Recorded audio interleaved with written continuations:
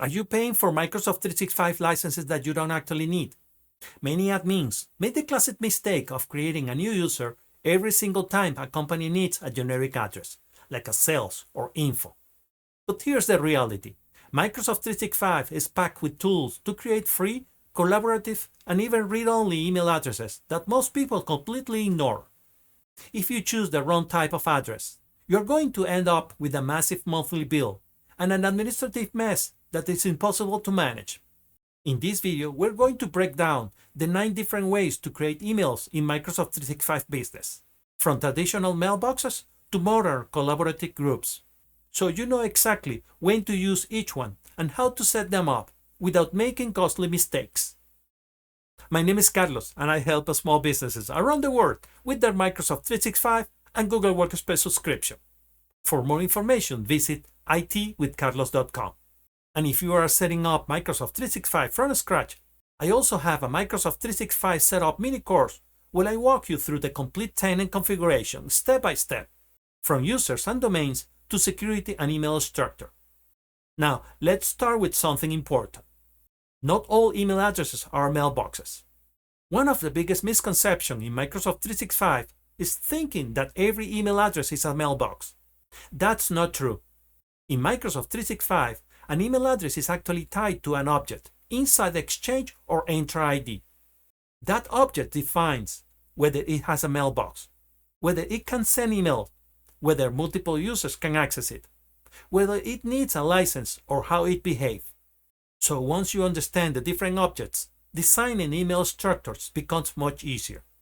Let's start with the most common one, a user mailbox or primary email address. This is the standard email address for an employee. For example, john@company.com. This email is connected to Login, Outlook, Teams, OneDrive, SharePoint, and Microsoft 365 apps. So this is both the identity and the mailbox. When should you use it? Use this for employees, staff members, managers, administrators, anyone who needs to log in to Microsoft 365. Here are the pros. It's a full mailbox, full Microsoft 365 access, secure login, personal calendar and contacts, works with all services. Cons: requires a license, one mailbox per user, higher cost for generic addresses. Here's how to create it. You go to the Microsoft 365 Admin Center, then Users, Active Users, Add a User. Here you enter the information, the name, username, domain name, a password, assign a license. If necessary, assign the admin role. Then click on Create. The primary email is created automatically. Now, imagine John also needs sales@company.com or info@company.com or even john.hislastname@company.com. Instead of creating new mailboxes, you can add aliases. An alias is an additional email address that goes to the user mailbox. So emails sent to sales@company.com will arrive in John's inbox. When should you use it? A single person role emails, like a CEO, sales, contacts, marketing, assigned to one person. Here are the pros. No additional license, easy to configure, multiple email addresses, good for branding. Cons: same inbox, no separate mailbox, cannot log in with Alias, not ideal for teams. Here's how to create it. Go to the Microsoft 365 Admin Center. Then go to Users, Active Users. Select the user, Manage email aliases. Add alias and save. Share mailbox. This is one of the most useful email types. A shared mailbox allows multiple users to access the same email address. For example, support@company.com, or billing, or info. Multiple employees can read and respond to emails, and it does not require the license. Up to 50 GB of storage. When should you use it? For departments, support, sales, HR, reception, billing, any team inbox. Its pros: no license required, multiple users access, centralized communication, send as department, shared calendar. Its cons: no direct login, a 50 gigabyte limit storage, requires admin configuration. Here's how to create it. Go to Microsoft 365 Admin Center, then Teams and Groups, Share Mailboxes. Click Add Share Mailbox. Enter the information, the name, the email, the members, and then Save. Now we have distribution lists. This one is different. A distribution list does not have a mailbox. It only forwards emails to multiple users. Example, all staff at company.com. When someone sends an email, everyone receives it. When should you use it? For announcements, all employees, all managers, all sales teams. It's a broadcast communication. Its pros: it is free, it's simple to use, easy to manage, good for communication. Its cons: no mailbox, no share inbox, no collaboration. Here's how to create it. Go to Microsoft 365 Admin Center, then Teams and Groups. Select Distribution List and click on Add. Enter the information, the name, the email address, the members, and then Create. Now we have Microsoft 365 Group. This is a modern collaboration object. An example could be marketing at company.com or projects at company.com. This creates a shared email, a calendar, a SharePoint site, a planner, a Teams integration. Everything in one place. When should you use it? For internal teams, projects, department using Teams. The pros are collaboration tools, integrated with Teams, shared workspace, modern structure. The cons is more complex, need governance, not ideal for external communication. Here's how to create it. Go to Microsoft 365 Admin Center, then Teams and Groups. Microsoft 365. Click on Add a Group. Then enter the information, the name, email, type of privacy, members, and then Create.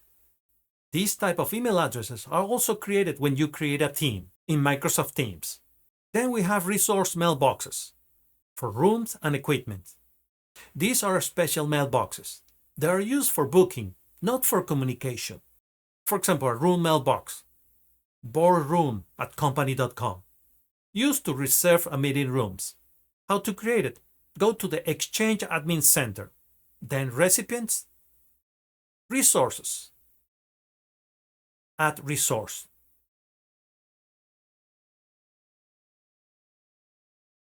Enter name and email, and then save it.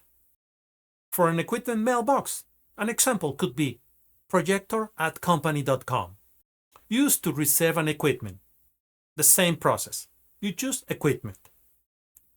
Mail-enabled security group. This combines permission and email. An example could be IT admins at company.com, used for example for SharePoint access. Security roles, email notifications. To create it, go to Microsoft 365 Admin Center, then Teams and Groups, Security, Add Security Group, then Enable Email. You can also create it in Exchange Admin Center. Now we have External Mail Contact. This represents an external email. Example could be vendor at externalcompany.com. It appears in your address book. When should you use it? For vendors, partners, consultants. Here's how to create it or add it. Go to Exchange Admin Center, then Recipients, then Contacts. Add Mail Contact. Enter external email, and then save it. And there is also Catch-all address. This is an advanced configuration. It captures unknown emails, for example, anything at company.com support@company.com. Useful during migrations or domain transitions. To create it, you need to go to the Exchange Admin Center. The mail flow, rules, create a rule. You need to redirect unknown emails to the mailbox and then save it.